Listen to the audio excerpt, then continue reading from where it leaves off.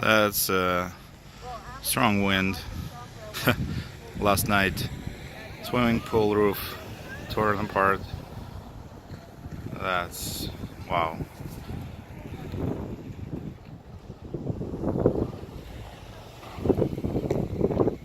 And amazingly, everything else is fine.